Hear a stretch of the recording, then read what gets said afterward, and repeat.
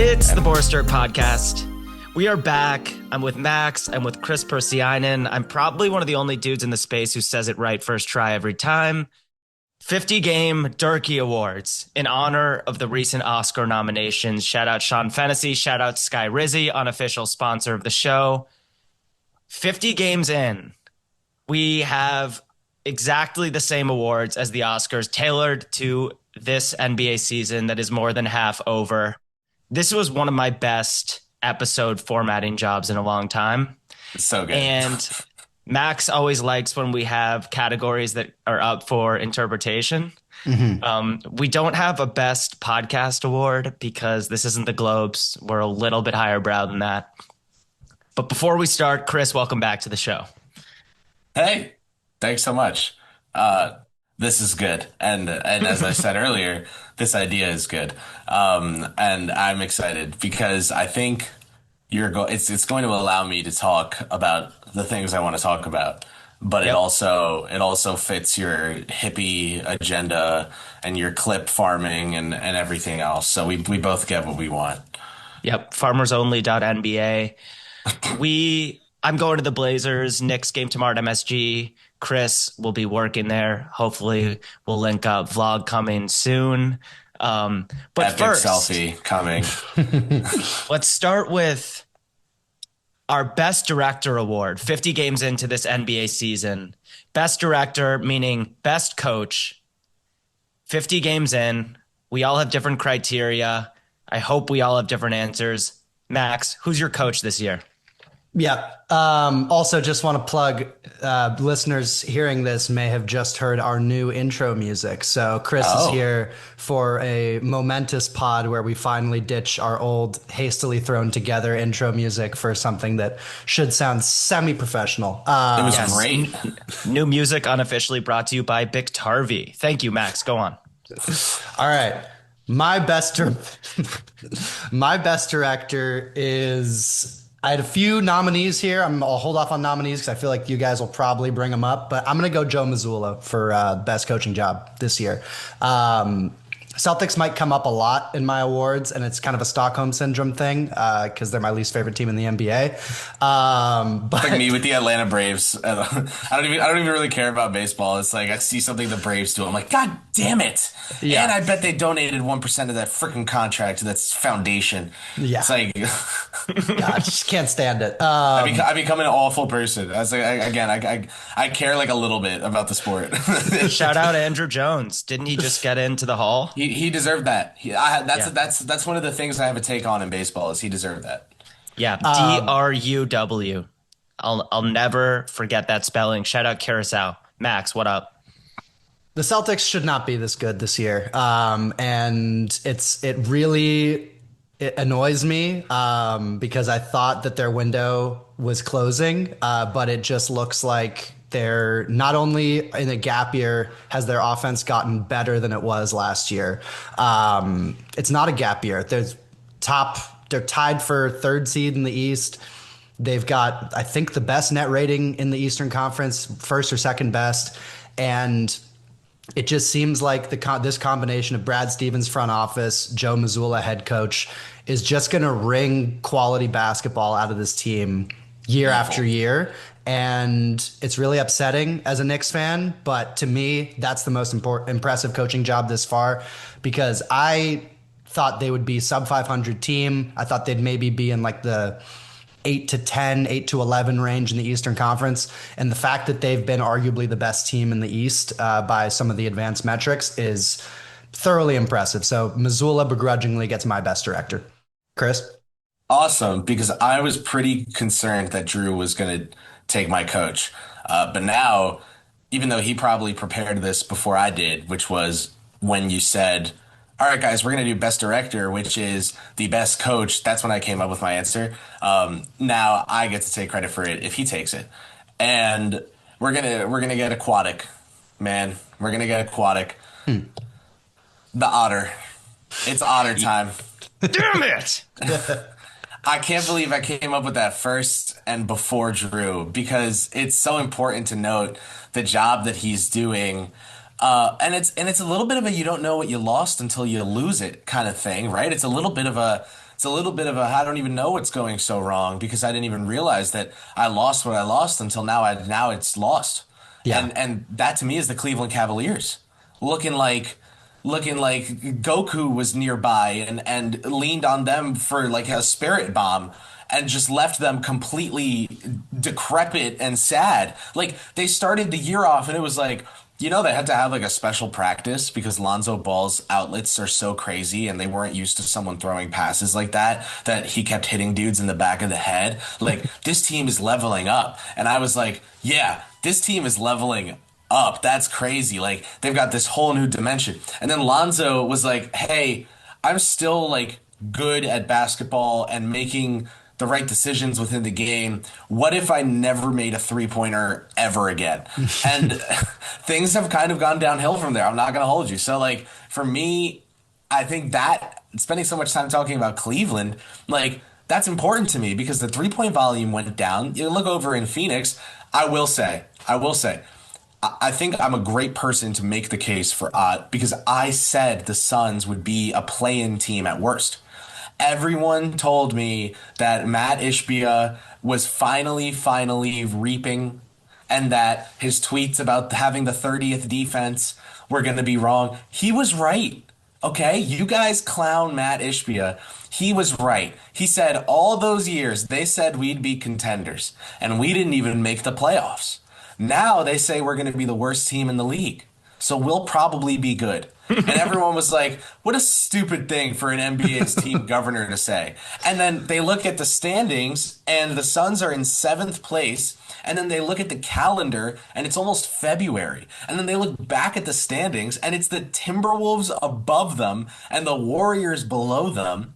And they're a half a game back from the Timberwolves, who are Yeah. tied with the Lakers. Like they're half a game back from the Lakers as well. So these Phoenix Suns are a half game back from the fifth seed. This is writer's fault because we did not believe Matt Ishbia when he said that we have the cursed touch with the Phoenix Suns. So when people declared that they were going to be bad, it was the lock that they'd be good. So I got ahead of it and I said this team is going to be good. And I don't know why, besides Dylan Brooks. And also I think their center rotation is like livable now. Yeah. And then heyo, this is sick. And like, I know I think what maybe has frustrated him most this season is injury stuff, just trying to get all his guys on the court healthy and everything. But again, another credit to him is that just hit back 30 on your phone like twice and then listen to that part again, but knowing that they've had injury problems. Yeah. Like they're seventh, but fifth at the like they're basically fifth in the Yeah. West. It's Jordan Ott. It's the Otter. I have a migraine, but I agree with you on everything. Also, yeah, like you said, like 4-7 in the West is a bar fight right now. Yeah. They're basically all the same records. 40-year-old Jordan Ott, first-time head coach. Devin Booker's missed almost 10 games already. Jalen Green has played like 30 minutes this year. Probably a blessing in disguise. No offense to a player whose game I just simply don't respect. Colin Gillespie, one of the stories of the season. Dudes always say no offense before causing mad offense. I know. My mom, if she listens to this, is going to be like, I told you to stop saying no offense before you say the meanest shit to me. But Colin Gillespie, one of the breakout stories of this year. Just awesome dog, two-way presence. I can't believe what he has off the dribble. But I'm also getting aquatic with Kris here because I can't believe they're 28-19. I took this team under 31.5 wins. Like I wasn't there with you. I mean, I don't know how you saw a play-in team. It's all Grizzly spite. Yeah. All of it is Grizzly spite because the day that they declared that Dylan Brooks leaving would save their franchise, I cursed their house. And I said they will never be good ever again. And now look where we are. You're a hypocrite. Everyone who was like clowning Ishbia for the brazenness is a hypocrite if you can't at least back off when he comes out and says, all right, like the horse has gotten ahead of the carriage. We're rolling this back a little bit. We're going to get back to the basics, grit and grind Phoenix Suns. They were, I think, like 26th in defense last year, 118 defensive rating, bottom five in turnovers forced, fast break points allowed. It was just a complete mess on that end. Now they are a top 10-ish defense with a positive net rating. There have been stretches where they're like literally the number one defense in the league. They had a 9-2 run recently, right before Booker's injury. And, the easiest team habit we always talk about is just play your asses off in the regular season. And JJ Redick said it, a few months ago. It's like the most important thing in regular season basketball. Some coaches are able to spark their locker rooms, others are not. He has built a special culture from which they can at least start to build. Like, this is a fertile ground to build. But I didn't see it coming with the acquisition of Jalen Green, who I'm not a fan of. Dylan Brooks, who makes everyone better everywhere he goes. So I did like that. But like, I didn't love the Maluach pick. He hasn't played. But this is a team that went from this team was like the worst offensive rebounding squad in the league last year. Now they're fifth, 34% offensive rebound rate. Like you said, credit to Mark Williams, saying fuck the Lakers for not liking my knees. Credit to Oso Ighodaro, awesome young player. Credit to Nick Richards, who's had moments. But this team just plays really hard. Royce O'Neal continues to be one of the best 3-and-D vets you can have on your team. And he did it in year one of a crazy roster pivot. So I can't believe that the Suns look like a team that might finish above 500. It has broken my brain. Yeah. Royce O'Neal is also really good in NBA 2K26. He is. Good release. It's that, and it's also I think genuinely just got something on the controller when they were doing the sliders or whatever, and just accidentally put his handle and speed with ball way up. Dude, he's like a point guard. It's awesome. This is also an indictment on Kevin Durant that you swap him for. Oh, yeah, dude. You swap Kevin Durant for Dylan Brooks Welcome to and the party. Jalen Green, who doesn't play, and you get better. I understand other things changed, but objectively the talent level of this team should not be yielding a better product. There's a real addition by subtraction with Beal too, and we're seeing with the Clippers too, who got him and then he got hurt, and they're over 500 since he got hurt. Yeah, everyone was like, "Yeah, the Clippers are so lame for thinking that Beal out and sending Chris Paul home will turn things around." Yeah. And then they were like, "Okay, we're the best team in basketball now for the next All right. 40 days."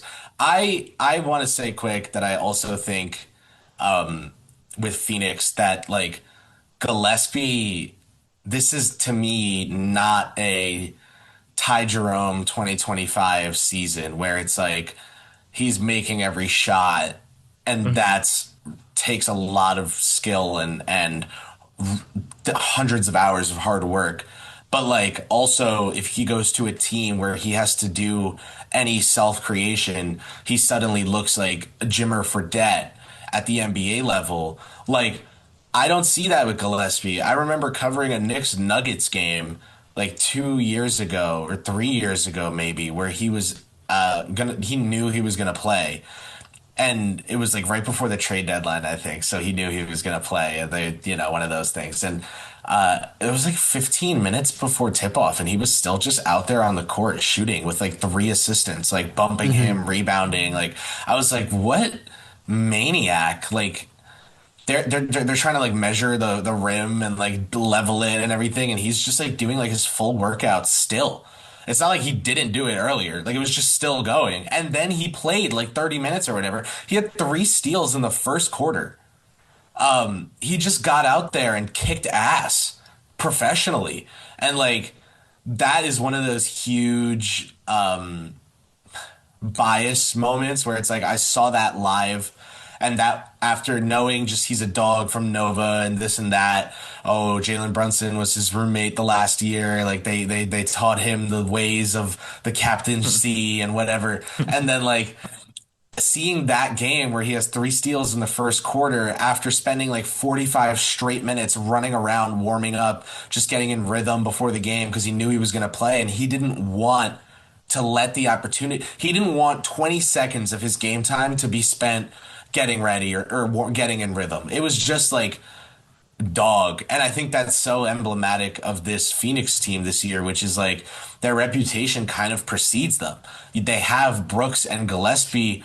They also have like Devin Booker, who is known as not exactly the toughest guy, more of a skill finesse guy. Like, but this team's identity is just we are going to kick your ass, and it doesn't really matter that we don't have the best defensive bigs in the league or we don't have this and that. Like, they just make it work, which I think is really admirable and just as much of a credit to the players for buying in as it is to Ott. But again, in this analogy, the players are delivering lunch and getting coffee for the director. So I suppose Yeah. Ott gets the award. Can we at least let Ty Jerome put on a Grizzlies jersey before he's catching strays? I don't understand how in all the years of Ryan Arcidiacono, 15th man on the roster that the Knicks did, they couldn't give Colin Gillespie that honor one of the last couple of years and have him be on the scene for them. Drew, your best director. Ott. Other Do mentions? you listen to anything I say? No. Okay. No. Other nominees: Darko Rajakovic for yeah. Toronto, David Adelman for keeping the Nuggets afloat while they've been injured, JB Bickerstaff. Anyways, next award. Best Picture Award. In our case, the best 5-year title picture. I said outside of the Thunder, the Spurs, and the Nuggets. Pick the team you're most confident will win a title in the next 5 years. This will be a time capsule we can come back to. Kris, who you got winning a title in the next 5? I have a pick, and it's because I think the answer to this question is basically the same answer as which team is good that you think has stars that will stay.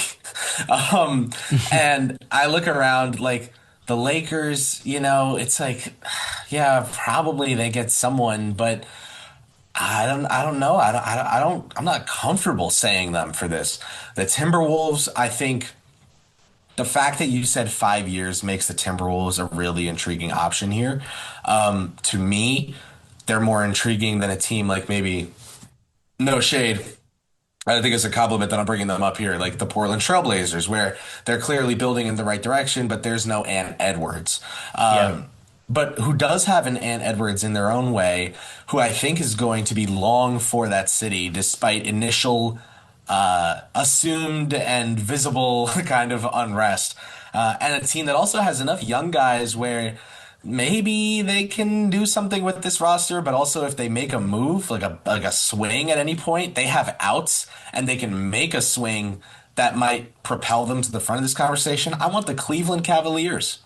I give me the team that I think is gonna have Donovan Mitchell on their roster for 4 more seasons that has Mobley, Allen, Garland, Hunter, whatever you think of the fit, these are outs. They can move these guys. They can. Agreed. So, I think that there is something to just thinking that Donovan is going to be there and that in the modern NBA, someone will be attracted to just, okay, I don't think if I go there, Dono is going to jump ship. Like, I'm not going to join 37-year-old Steph or anything. Like, this is a, barely 30-year-old guy. Like, I'm going to go Cleveland, and I think New York with Brunson is just as fine of a pick here. But I also felt like it would be too on the nose, so I went with a different Eastern Conference foe. Max. I'm deciding between 2 picks, both Eastern Conference, because I feel like it's just going to be really difficult for anyone from the West to make it out that isn't OKC, Denver, or San Antonio. And pending this year's draft lottery, I'm between Boston and the Pacers. If the Pacers get a top 3 pick in this class, it's going to be them. Just because we haven't gotten to draft season yet on this pod, but it is an absolutely special 2026 draft. And all 3 of the guys at the top, well, maybe less Peterson, but he could fit anywhere, would look great in that Pacers system. Cam Boozer especially, I think, would be perfect for their team. Yeah, you're right. The Pacers could do without Darren Peterson. That's a good call. I'm just talking about clean fits. I Obviously, if hate you get this the guy, first man. pick, you take him. Hate this guy. I think the note you make there for Indiana is even if they get who I would personally say right now is a really impressive prospect, but slots in at third on my way too early board in Debonsa, he's still like a glove like fit for that. It's like, hey, what if Yeah. Obi Toppin was like on a rookie deal and also could take guys off the dribble today, and like that body control that Obi flashes, AJ just has. I don't know.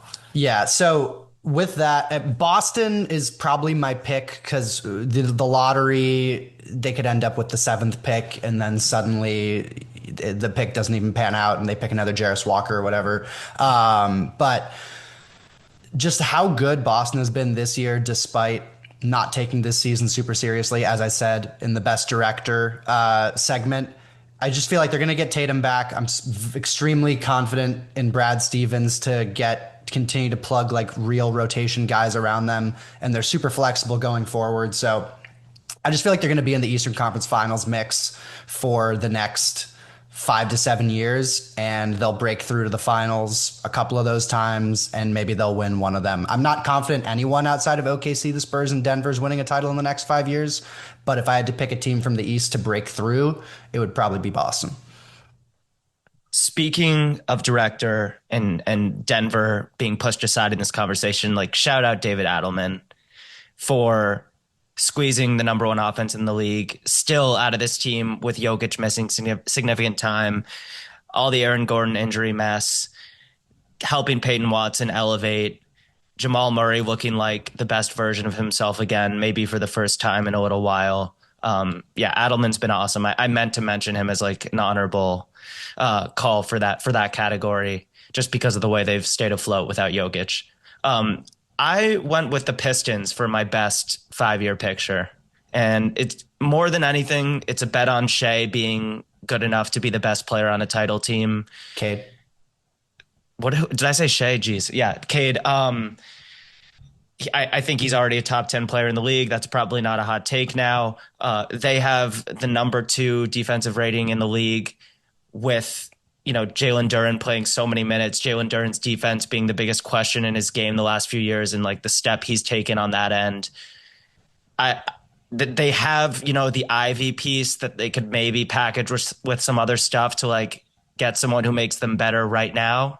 But I just can't believe how quickly their defense has become what it is. I believe in Amen and Ron Holland, or Asar and Ron Holland, as just dogs on the wings that are going to like fuel some really, really competitive playoff battles around the edges. So the Pistons are the team I went with. I agree that you should look to the East when we're excluding those 3 West Coast juggernauts. But yeah, Pistons it is. Yeah, Houston would probably be my top pick from the West of the remaining teams, but Durant's going to age out at some point, and it's not going to be this year because it might be too difficult to overcome the injuries they've had. But yeah, I'm good to move to. Do we want to do Best Actor? Best Actor, MVP through 50 games. I'll get mine out of the way. I went Shea. I think Probably the Jokic unanimous. injury makes it Shea. Shout out Anthony Edwards, who like wasn't going to be my pick here, but is shooting something like 70% on clutch shots this year against like winning teams. And I think should be starting for the West over Luka in the All-Star game because he plays defense. Yeah. But Shea is the guy. I hate how boring it is, but I just think he's been clearly the number one dude with Jokic missing all these games and Wemby obviously missing a chunk of games as well. Yeah, probably unanimous Shea. He might win unanimous MVP this year just based on all the other candidates being the field, not disqualified. even him. I mean, Yeah. you know what though? What does that say about the award? Because it's like you want to say it's the 65 game thing, but what if maybe the way to look at it is like just because a bunch of people would have voted for someone who played like 59 games just because it wasn't Shea doesn't mean that they actually should even be in the running. You know what I mean? Like I like the 65 game rule for MVP. Like, or I don't think I think they should leave it up to the voters, but like historically people don't vote for MVPs who play like 50 games unless you're Bill Walton. Correct. I would make it like 60 flat, Yeah, fair. just to leave a little more room than that, because it's a real, like, it's not a soft boundary. Like, it's a legit cutoff point. So it's got to be lax. But that said, it's fine. Like, it's the concept of it is completely fine. Yeah. Yeah. But it's just Yeah, interesting. Like, I wonder Jokic is if, probably the best player per minute this year. But even yes, then, his I'd have offense to, is yeah, crazy. yeah. I watched the whole Spurs Rockets game last night, so I'm like high on the Wemby supply right now. He looked like the best player per minute on earth. It's hard to imagine that there are two guys who could probably topple him in that conversation, but yeah, it just based on games played, Shea makes our job easy here. Yeah, Wemby deserves a shout for sure. Because Giannis has been so insane this year that he might be True. over Wemby right now. This might be Yeah. maybe the last time, but I think I'd go Giannis this season, even if you just want to say it's because of championship experience. You know, I'd give him the nod. For sure. And when we think about like best 5 year picture, like, a wild card is just if Giannis actually gets moved before the deadline, wherever he goes is probably a situation that will have a pretty good chance in the short term. All right. We are on to best supporting actor. This is the best player with a usage rate under 20% through these 50 or so games. Max, start us off. Yeah, this one I had to do some. There were a lot of people who came to mind, and I had to look them up. And I was like, "Oh, that usage rate is 22." Yeah, I know. It's annoying. We hate hard cutoffs on this pod. The bar for reference, OG Anunoby has a 20% usage rate, so it's like someone who is used in offense less than OG Anunoby basically is eligible for this award. Mr. Seven Turnovers. Yeah. He's Mr. Seven Turnovers. 19-8, right, for OG. So he's, Maybe you can pick him. Sure. he clears. He's under there. So I think there's only one person in the entire NBA who can sniff an All-Star game with a sub 20% usage rate, and that is Rudy Gobert, who continues to be one of the more underrated, at least regular season weapons in the NBA. He's a walking elite defense. The Timberwolves, when he's on the court compared to off, they're a net plus 7.3, which is one of the higher marks on the team. They have a defensive rating of 108 with him on the court, which would be second in the NBA. And with him off the court, that goes to 121, which would be second to last. So he is still one of the most impactful defensive players in the NBA. Offensively, still has a ton of ability to catch lobs and stuff like that. And he's never going to wow you with his hands or his ball skills or his touch or his bag, but still very effective, gets a lot of rebounds, and has been the second most important player on the Timberwolves this year. So I went Rudy. I tried Chet, but he's too high and probably is a little overqualified for this award. So Rudy Gobert, my best supporting actor. Great pick. Chris. That's an excellent pick. That is probably the best player this season with a yeah. There are some fun options. Like, there are some guys that deserve shout outs. We mentioned one earlier, just a fun, like the Colin Gillespie, Cam Spencer, like, guys of the world. Funnily enough, I didn't know this, but Amen Thompson is at 20.0. Yep. So that's fun, but doesn't count. I want to say first that I co-signed Rudy, and that I will not be boring, though, and will give you a different player. And I will give you someone who I want to say has a usage of like 17. So you got to let me confirm quick. I'm on dunks and threes here. But While he's looking, I did Young Hansen. I think he's like 18.7. yeah, good, man. That's a good one. Yeah, okay. 17.3 usage, Yeah. 89th percentile offensive EPM. And then the defensive EPM doesn't matter because he's a guard, so who cares? Deuce McBride, man. This guy has been freaking really good. He's been blowing things up at the point of attack, and he's also been making it kind of like every single shot he takes. Like his usage rate is 17, but I'm pretty sure he's still shooting like 45% from three or something Yeah. like that this season. He's just tweaking. So like now he's at 42%. Oh my God. Yeah, he went 1 of 6 against the Kings and 1 of 8 against the 76ers in back-to-back games. So now he's down after going 2 for 14. He's down to 42% from three. Yeah. He's been tweaking. He's really good defensively. He's a wing. The guy is a wing. He's not a guard. He is a wing. He just is guard sized, and that's okay. And we love him anyway. The other fun option here, who has less than half of your qualification for usage, 9.3, second percentile in the NBA with a 92nd percentile defensive EPM, and that would be Mitchell Robinson I knew because it. he gets every offensive rebound. Dude, it's not even like when he's out there, baskets just happen. Like it's this kind of pomp and circumstance that just leads to and then they're gonna miss and he's gonna get it and then drop it in.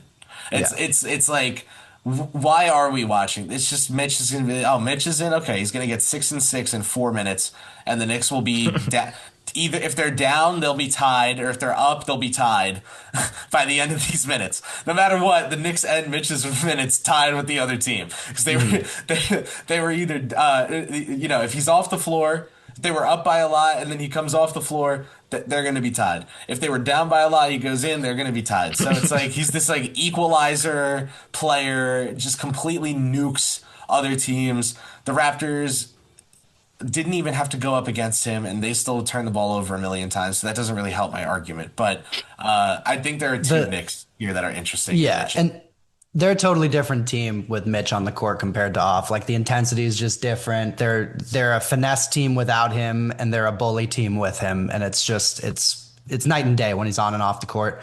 And Deuce McBride has the highest on-off swing on the whole team. So please start him or at least play him more. Drew?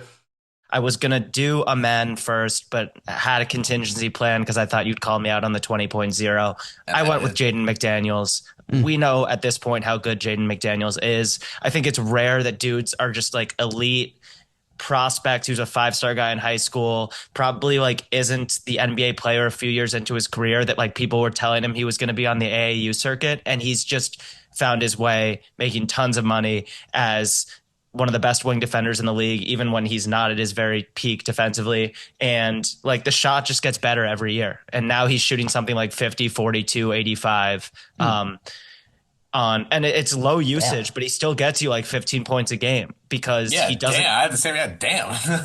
Yeah. He's been awesome. And like, I'm really tapped into these niche stats just because like I'm in a crazy categories league where I always want to pick up Mitchell Robinson, but like we need volume. And so his inability to ever play a back-to-back or play 28 minutes is a drawback. But like Jaden McDaniels is a workhorse for me. He plays every game. He gets a block. He gets a steal. And is just really willing to be the Robin to Anthony Edwards and Rudy Gobert's Batman on offense and defense, respectively. So huge shout out to Jaden McDaniels, who I do believe in the next few years is going to expand that offensive game more and more. He shows you like a little bit more refinement as a scorer each postseason they make. And Minnesota just continues to be like my Achilles heel as a playoff predictor. So I just expect them to make some noise once again. Yeah. Ant's They're awesome. so matchup dependent, but in like the best way, almost like they play rock, paper, scissors in the playoffs. Yeah. Like you are either crushing them and they'll fight and you'll still need like 6 games, but your 4 wins are going to be kind of decisive, or they are going to just out talent. Yeah. It's a binary thing. It's like a flow chart. Do you have a rim protector? If the answer is no, you're going to lose. Like any team they go against where the other team doesn't have a rim protector, they beat and often embarrass unless you're the Denver Nuggets. If you do have a rim protector, it gets a little bit more complicated. But if you don't, Lakers, Suns, Nuggets a couple years ago, it's going to be ugly for you. And also, shout out with the Timberwolves supporting cast winning 2 Oscars here, or DIRKIES. Minnesota, Ant gets a lot of love and a lot of shine, but they are an ensemble cast, I think, a lot more than they get credit for. Same with Brunson in New York, I guess, right? Like we got it's supposed to be Bridges and Anunoby getting the love. Instead, it was freaking McBride and Robinson. But that's how their season's going so far, right? Bridges and Anunoby popped out in Toronto. And it was like, oh, these are the guys they acquired. These are the guys from the Boston series. It's like, that was less than a year ago. Why are we talking about them like they're like forlorn war heroes? Like this team did this 8 months ago. Well, the slightly forlorn war hero is Josh Hart, who's just had an up and down year. But yeah, it's been cool to see those other guys step up in, probably his weakest regular season in a couple seasons. Mm-hmm. I still think Josh Hart is going to be a dog when you need him. I'll never quit him. So I can tell you guys basically with his splint on his finger, he had trouble gripping the ball at first. Mm-hmm. Like it's hard to shoot when you can't, palm it. So now he's worked through that. So now he's making some, but they're still working on it. But I thought that's everyone was wondering how the splint would affect him. It's actually it is, but he's, it's taken a couple months, but I think he might actually have it down at this point. Shooting 40% from 3. I mean, he's been cold recently, but it's also, it's got a splint on his finger on his dominant hand. It's not going to be pretty, but if it goes in enough. All right. The Best Original Screenplay Award for team identity that shouldn't be working, but does. And I'll start off. You just mentioned the Knicks supporting cast going nuts in Toronto. I wrote the Raptors for this. We got to give the Raptors some love. Same. This team. Yeah. Okay, good. Because we're not moving fast enough. But this team has allowed 66 points on 78 clutch defensive possessions, which is unthinkably good. I love this team because, like you said, Kris, with Pirtle missing all this time, they don't have a true center, but they have a lot of good positional size outside of that. It feels like they have more disrespected shooters than respected shooters, and yet they're still just grinding games out. It was ugly when the Knicks came to town. I was surprised by that outcome, but this team is 29-20, 4th in the East. One of my favorite rookies in a long time, Colin Murray-Boyles. TMB. The Jamal Shed emergence. Sorry, Grady Dick, you're not a part of this fun, athletic, gritty core anymore, at least for the time being. And they've got a coach who just makes you want to run through a wall every time you see a locker room clip. I'm into this version of the Raptors, and it's just interesting seeing a mix of Scotty Barnes, Brandon Ingram, RJ Barrett, who's been on and off the floor, but they're just making it work. And the core strength is that defensive versatility when they really need it. Yeah. I likewise did not think they were going to be. I just hated the offensive fit of their players, and I probably underrated, even though I didn't like a lot of their individual defenders, like Brandon Ingram, not a great individual defender historically. RJ Barrett kind of comes and goes on that end. Quickly is a great defender, both individually and even more as a team defender. Scotty Barnes has shown that ability in the past, but past couple years have been a little bit more checked out on that end. So I thought they'd be a fine defense and then a terrible offense because their spacing was going to be really bad. And the defense has just been way better than I expected with them being top 6. So, I thought Toronto would be a fringe play-in team, and the fact that they're firmly a playoff team is why Darko also deserved a shout in Best Director. Top 4 in the league in assists also. I remember looking at them last year when I was tracking some passing stats because I don't have a life. And I saw that they were, I think, 1st in the league last year in passes made per game. And that's down a little bit this year, but that sort of caught my eye of Darko is sort of instilling the European ball movement system. And this year, top 4 in assists with being being one of the worst like shot making teams in the NBA is impressive, and I think shows good process. So shout out Sacramento. Anyone else you want to bring up, Kris, for original screenplay? I don't know. Sacramento just made me like tune out. I was like, I can't. They're a mess. They they they deserve some credit, I guess, for figuring stuff out with the team that everyone knows is not going to be their team going forward, you know? But also like that's that way for a reason.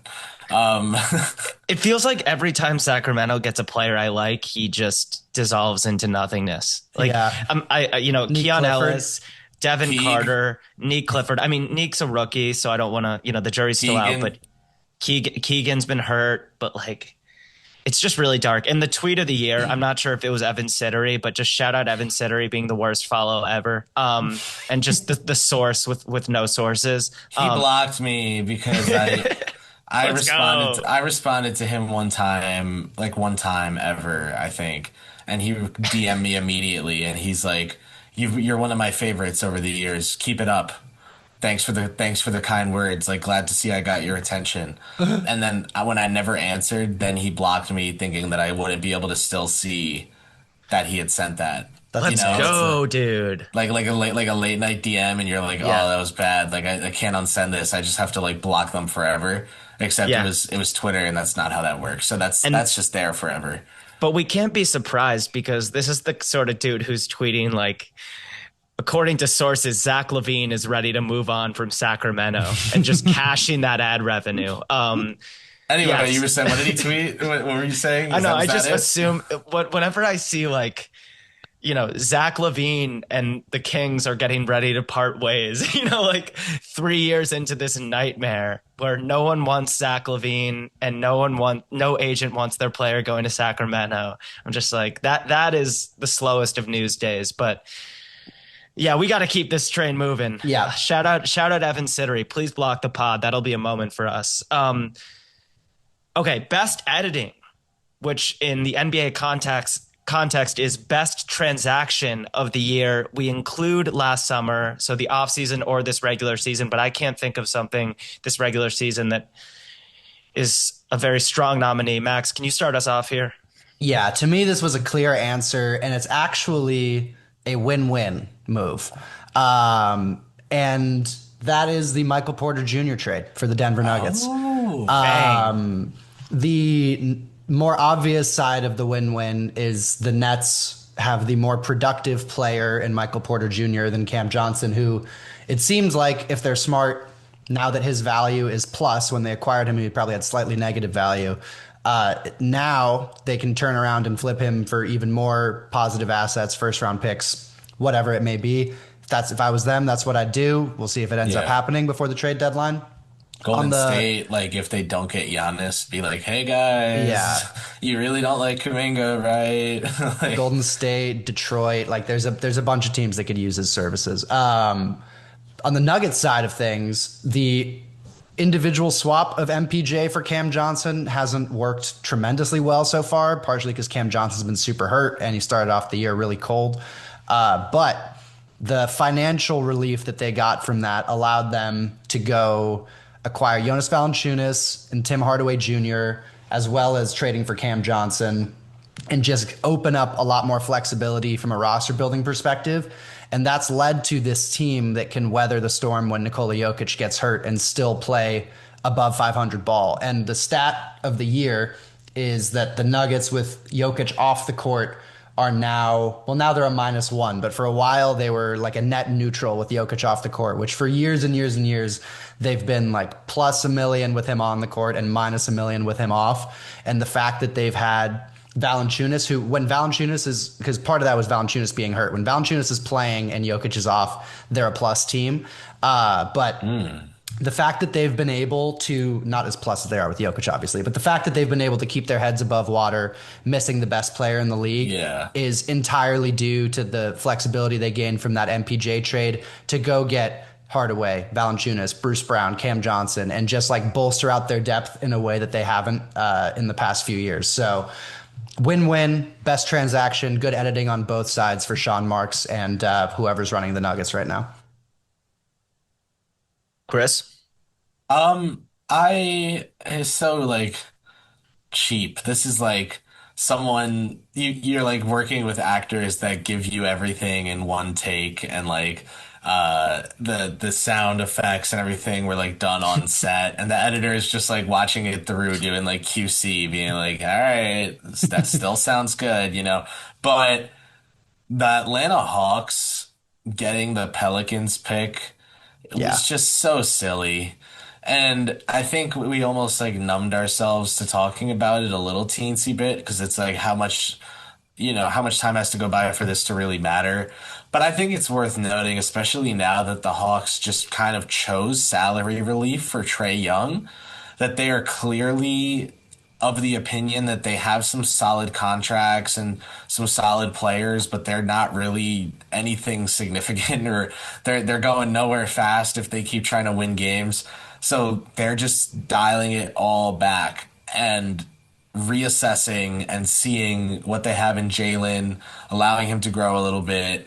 I think I think given that we are in an NBA landscape that crowned Trae Young in 2021 for the ECF appearance, and consistently talks about him as a little underrated, but also for certain reasons and this and that, to get in that job and sell ownership and everything on the idea of everything that you've been working towards for years sucks. And the first thing I'm going to do is everything I can to destroy it, because it's not worth any of our time.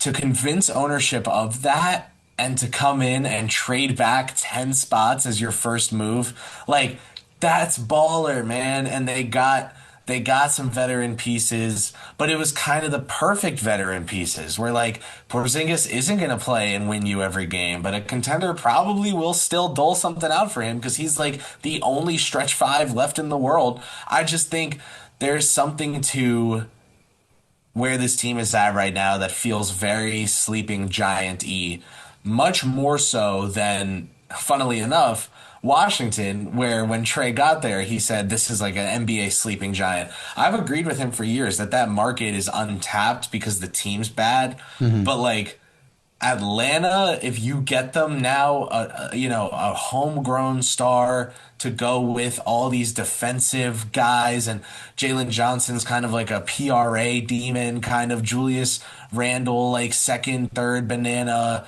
and he has more talent. I think that so ability to be better. Like I'm just very in on Atlanta with how because they looked at the team they had and they said, we're gonna blow this up.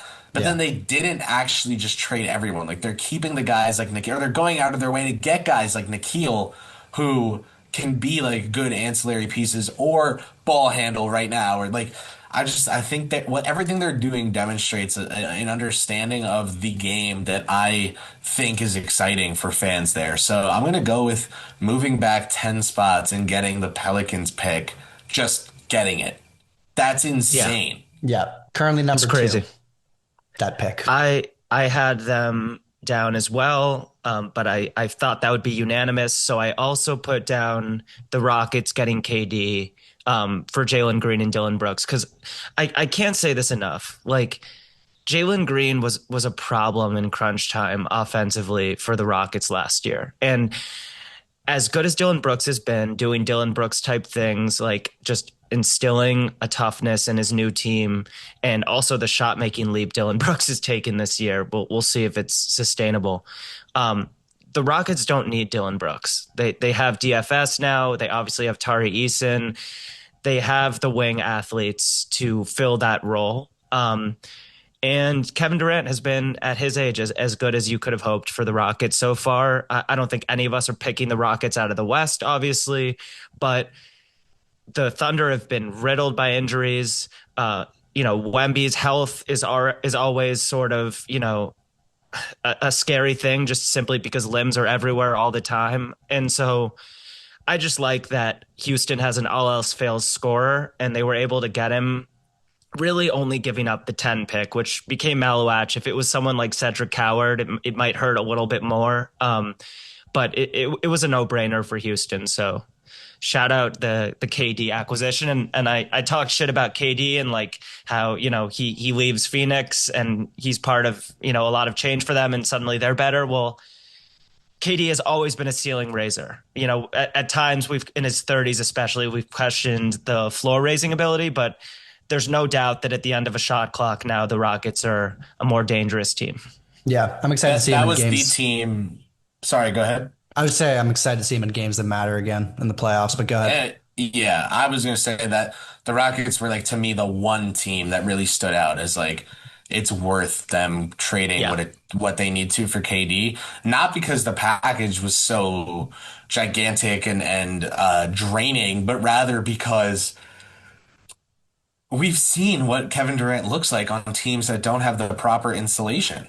And it's Mhm. like we don't need to do that again. We just did it. We just did it in Brooklyn with superstars and in Phoenix with all stars.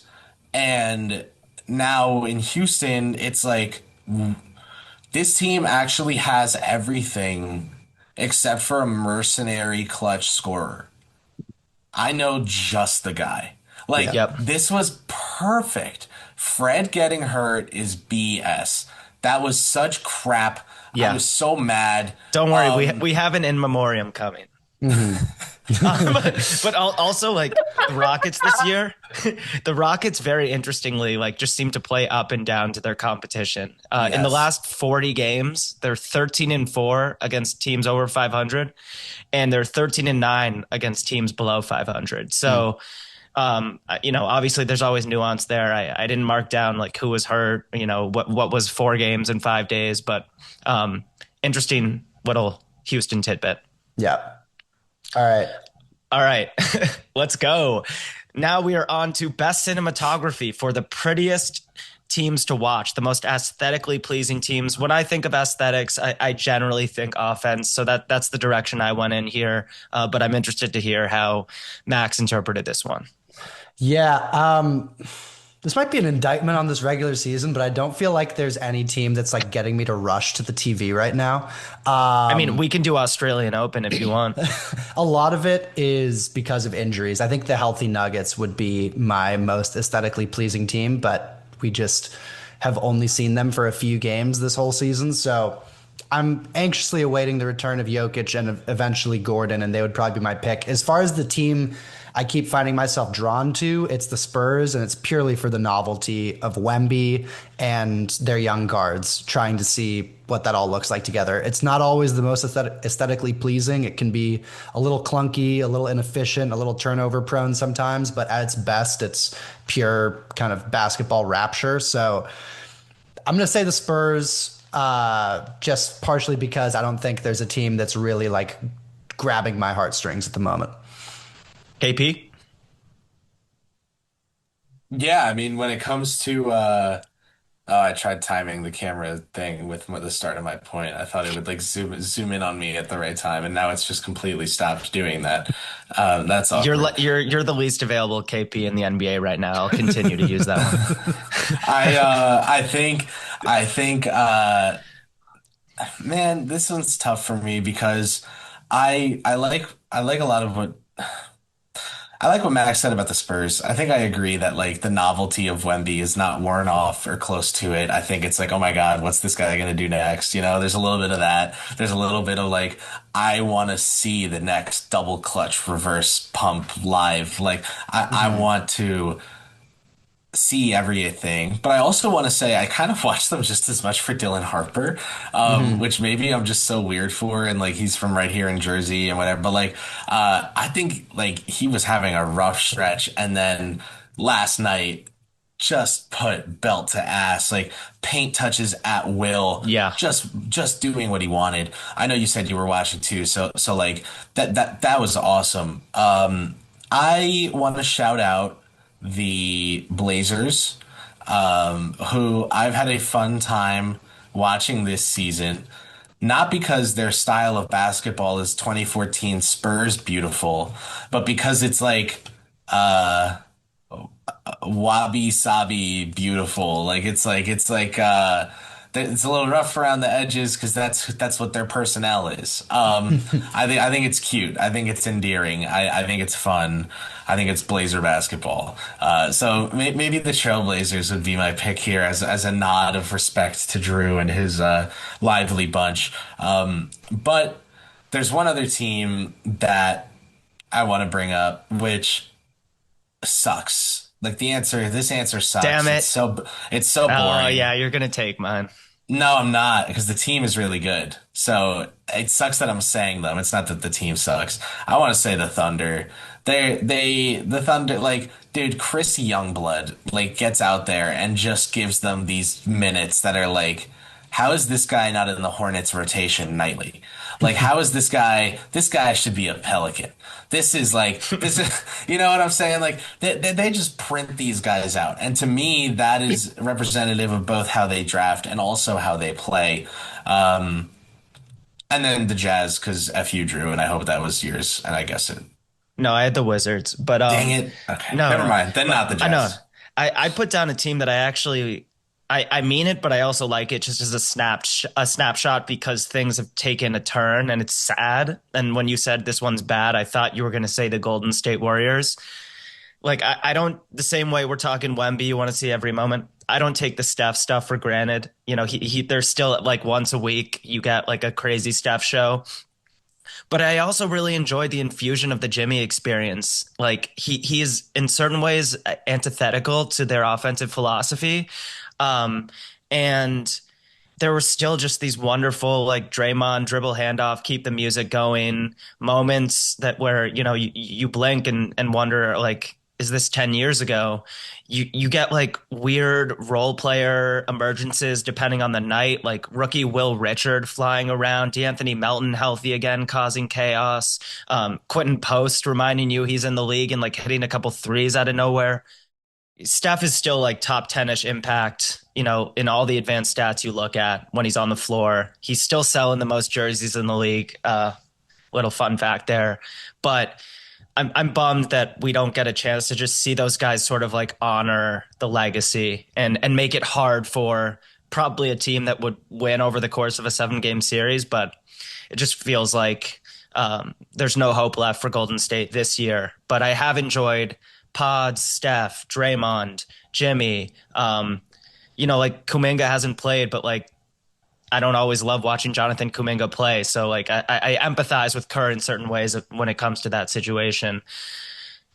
I had the Warriors for my best cinematography, and we are moving on to best sound. And let's just do 30 seconds with this one because, like, come on, dude, we should have lives outside of podcasting. I'm a content creator, but first, I'm a son, a father, a brother. So for best interviewee, Not a father. I have Mitchell Robinson. Um, Oh but we've yeah. already spent like half an hour on Mitch and on this pod, so I'm not going to get into it. Just look up every time a microphone has been put in that dude's face, and I don't know, maybe pop a gummy or two, and just let Mitch whisper truly sweet nothings into your ears because I never know what's coming out of his mouth. Yeah. I feel like Wemby has consistently had the best quotes that I've seen circulating online. He just had one yesterday where he's talking about his training regimen. He said, like, I do things that no one's ever done on the court, so I have to train in a way that no one ever has, or something like that. Damn. Like, it's just every Yeah.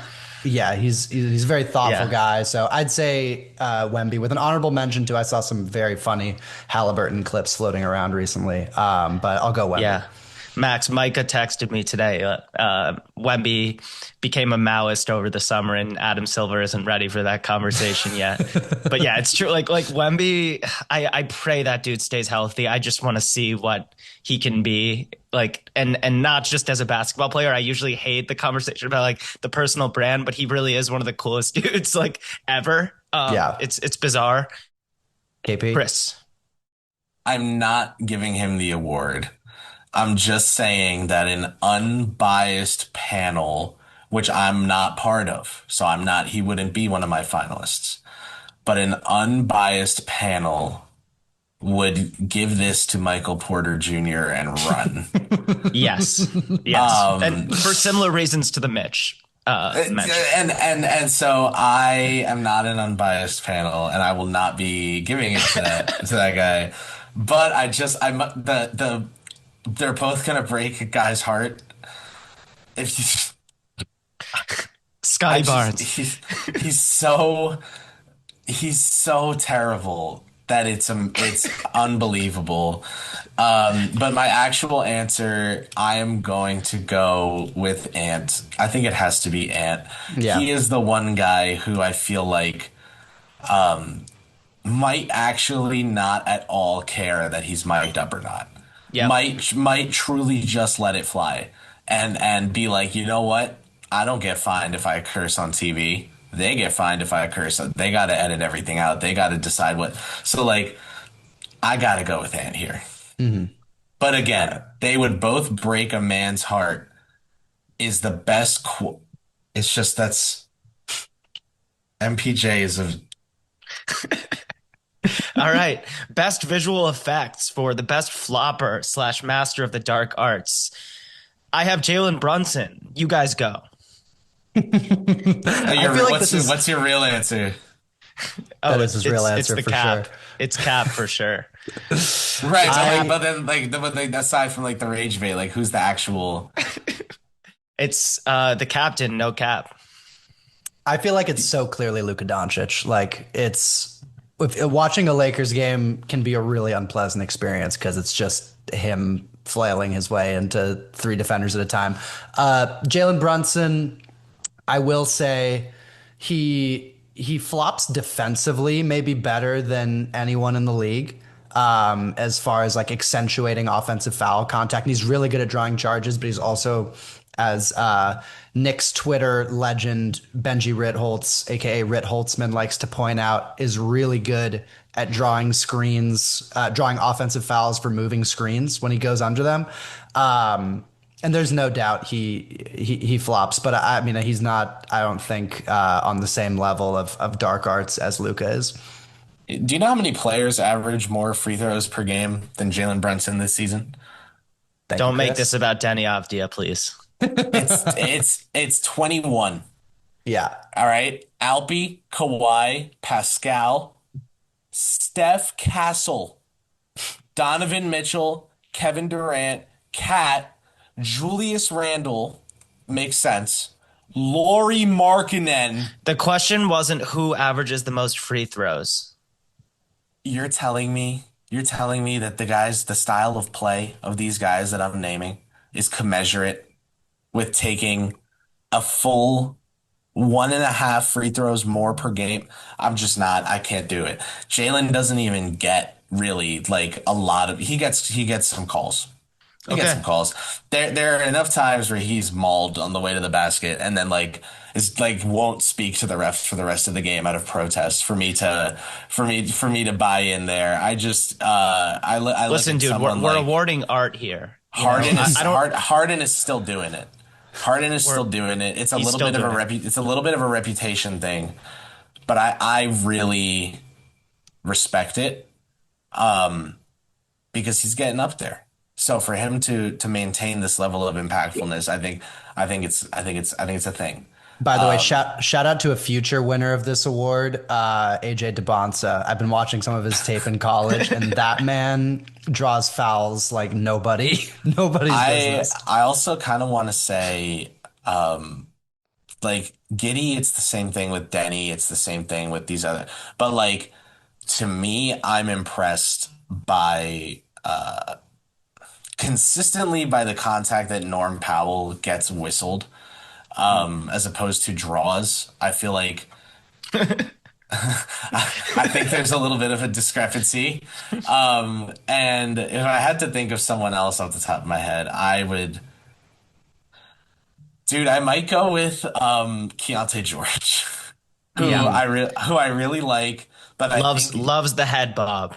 I think I think there is a disservice being done to Keontae, which is like talking about him as this like core rebuild piece Yeah. that I just he's a good player. He's a starter, you know, like in the right circumstance and this and that. But like right now, he's getting talked about like he's just about an all-star, and I'm curious to see without this whistle if he is still an all-star level guy as opposed to, wow, any team would be lucky to have this guy and he's a really good guard and he is like looks like a better Kobe White even, and it's like right now I think people think Keontae is twice as good as Kobe White, and I don't know how far apart those two actually are. Yeah.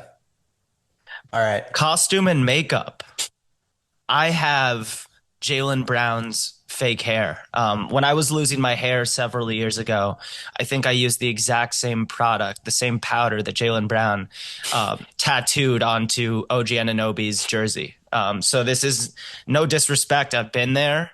I can't believe you play an endurance sport and want that covering your pores. Kris is miming a sprinkling of the scalp. I've got Jaylen Brown for costume. Might not be the best, but it's certainly the most memorable from this still young season. Yeah. I guess I kind of interpreted this as worst costume or makeup because I think Cooper Flagg needs to shave his goatee. And I feel really strongly about it. And he just he had such a more like distinctive look in college without it, and he just needs to go back to it. And I think his production and self-confidence will both go up. I get it, 19-year-old, you want to look a little bit older, you can grow facial hair only here and not on the sides, so he just did the goatee instead of the full beard. Just let it wait. If you want to do a beard later in life, you know, there's plenty of time for that. Just go with the baby face. I think it'll help his game. Yep. Wave the white flag. Wave it. It just doesn't look good. I am going to give an answer half in the spirit of Drew's answer and half in the spirit of Max's. So I think Jalen Suggs wearing Yeah. his headband around his neck is the best costume for Innovation. dress like this and people will hate you. Like I think the same way that when you come away from a movie being like, "Oh my God, she was just unbearable. That teacher, I just hated her." And then your friend is like, "Well, that actually means the actress did a really good job." Like that. Jalen Suggs did a really good job of making me be like, what the fuck? Does he think, here's what I want to know, and maybe this is it. Maybe this is it. Does he think it's going to distract us from what else is going on up there? Because if that's the case, you know what? I'm with it.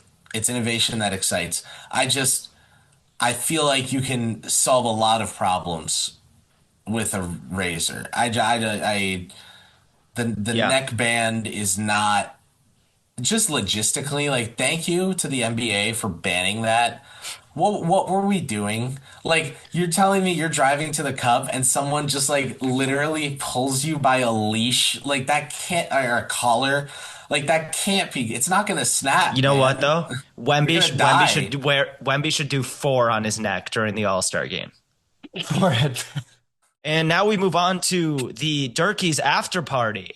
One wild trade, and this is the end. So why don't you bring me some overtime energy? One wild trade that is actually CBA feasible. Something you want to see by this deadline. And I think the deadline is February 3rd, around 3 p.m. Eastern. Yeah. What comes to mind make for you guys? I've got a bomb, and I'm excited to share it. cool. I didn't make any actual trades. These were more fantasy ideas of Cool. I've got nothing. formulations. In memoriam, you producing for this fucking podcast, dude. I would like there's three deadline fantasy wishes. One, Charlotte and with love for Musa Diabate, Charlotte trades for a center and makes Musa Diabate their very good backup center. The Lakers trade for either a two-way wing or a two-way center, of which they have neither at the moment. And perhaps relatedly, the Mavericks blow up their team and send their bevy of quality but ill-fitting players to better homes elsewhere. Be that Najee Marshall, Daniel Gafford, PJ Washington, Anthony Davis. Just clear them out. Get your good. And the pick this year. Razzie goes to Max Klotz. All right, Kris, what do you got? Oh man. What? This is the after party. Okay. Okay, So let me just go because You because go. I'm not watching you process. go. I think that the Mavs should trade Cooper Flag for Luka Doncic. I think let's just and I don't know what happens to LeBron. Bronny, just figure it out, but it would be really interesting. Who is Anthony Davis more valuable to than the team that is already paying him? And you just bring Luka back and hope that AD is healthy at the right time.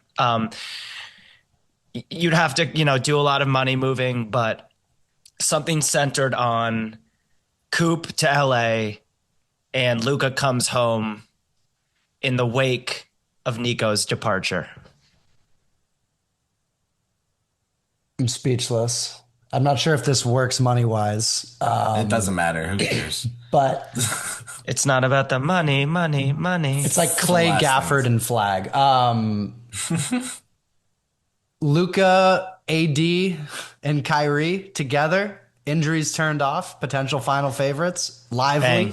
Bang. Oh my God. Yeah. Injuries turned off. Your four best players. Reeves and Flag is Cinema. Cinema? Unfortunately. yeah. I like it. It's a good fantasy. I think Patrick Dumont would have to retire in disgrace for backpedaling so fast on that Nico transaction.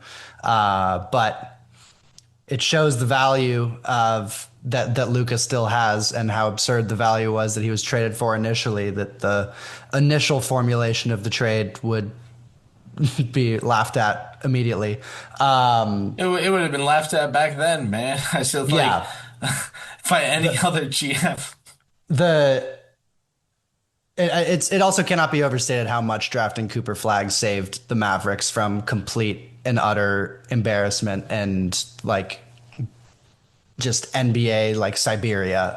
Imagine it was like Maluach. I'm at That's who it should have been. yeah, exactly. It's not even anything against him for me to say it should have been him. It should their rookie should be barely playing right now. They got Musa Cisse playing his minutes because he's not on the team because they got Flag instead by accident. Shout out Ole Miss. The ironic thing is So- perhaps the best recent NBA player that you could pair with Luka Doncic as a co-star is probably peak Anthony Davis as far as a defensive anchor and That's what the Lakers do with LeBron.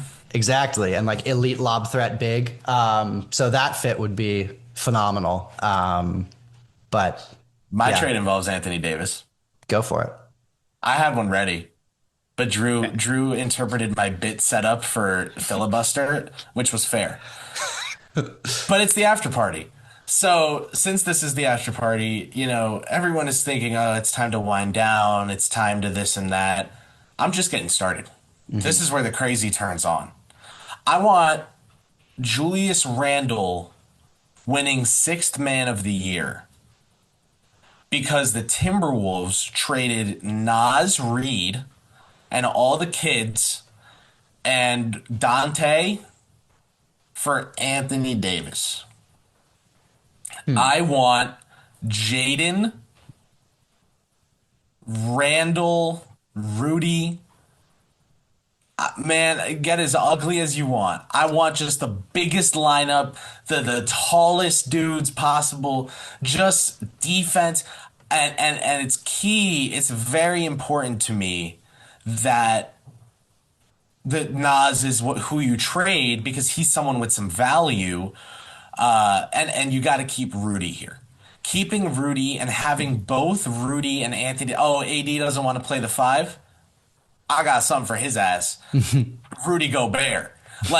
Watch this. I just think AD play the two. Anthony Edwards. No, Julius Randle play the two. Jaden McDaniels play the two. Anthony Edwards, all right, can do enough with the basketball in his hands to me to just somehow make this work. And there's enough rebounding and size and whatever. You're telling me that being able to go Ant, Jaden, Julius, Anthony, Rudy isn't insane? That's a ridiculous 5-man look for the same team that could go just as easily veteran minimum guard and Bones and Ant and Jaden and Rudy and a much smaller tradition. Like I would say AD to the Wolves because they're trying to get Giannis and it won't work, I don't think. But see if you can't. You're in a situation where what are you realistically going to flip Rudy or Randall for ever? Where you're going to get something back that's better than what they give you. There's not one. Those are just like weird players that people are never going to give you accurate value for. It's never going to happen. So don't even try. And take Naz Reid, whose biggest value is something that all things you get from Anthony Edwards other than the size offensively, right? And just use him to get one of the best defenders in the world and add that to Rudy Gobert in the front court. I think it would be hilarious to watch them have 19-9 quarters against solid teams. That's not an Anthony Davis team I had thought of. No, and it won't be one you think of again. But for these 6 minutes, it was kind of interesting. Yeah. My fantasy is that a team talks themselves into sending any sort of positive asset haul to the Knicks that can then be rerouted to the Bucks to get Giannis for Karl Anthony Towns. But I don't know if that team is out there. It's probably not. And this has been the year that Knicks fan brains have just reached sort of the complexity of your typical house plant. I was going to say Laker fan. No. But my thing is this year, Lakers fans, the real Lakers fans are so disgruntled with their team's inconsistent effort that they're more taking joy in the Clippers struggles than even rooting for their own team. Whereas Knicks fans are we're going to find a way, dude. Who's next on the market? And right now it's Giannis in their minds. But to all our Knicks fan listeners, I'm sorry.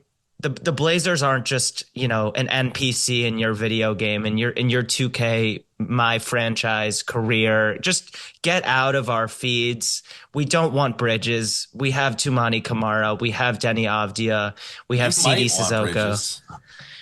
We don't want him for the price, and we don't want you to be the reason you're able to give the Bucks their picks back. So just get off our lawn. That's all.